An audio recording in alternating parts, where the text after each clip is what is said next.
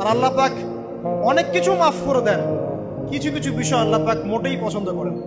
তার মধ্যে একটা হচ্ছে অহংকার, তার মধ্যে একটা হচ্ছে শিরক, তার মধ্যে একটা হচ্ছে অন্যের হক নষ্ট করা, তার মধ্যে একটা হচ্ছে আদম সন্তানকে হত্যা করা, তার মধ্যে একটা হচ্ছে বৃদ্ধ বয়সে ব্যভিচার করা, তার মধ্যে একটা হচ্ছে মুরতাদ হয়ে যাওয়া। ওই যে খ্রিস্টান হয়ে যাচ্ছেন না, খালি মরেন তারপর বুঝবেন, খালি মালাকুল মউত আসুক তারপর বুঝবেন।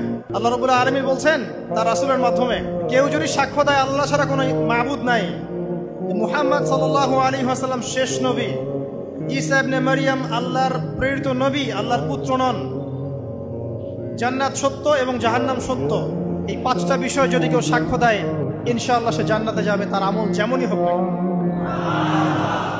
টাকার বিনিময়ে, চাকরির বিনিময়ে, সমাজ সেবার নামে আর চিকিৎসার নামে ঈমান বিক্রি করে ফেললেন, সুবহানাল্লাহ সুবহানাল্লাহ। তোমাদের এই পৃথিবীতে বেঁচে থাকার চাইতে মাটির তলে চলে যাওয়া ভালো। আবর্জনার কোনো প্রয়োজন নাই আল্লাহর এই জমিনে। এই মুসলিম উম্মার আবর্জনার কোনো প্রয়োজন নাই। এই মুসলিম উম্মার ইমানদার সাহসী তরুণ প্রজন্মের দরকার। আল্লাহ পাক কবুল করুন, আমিন।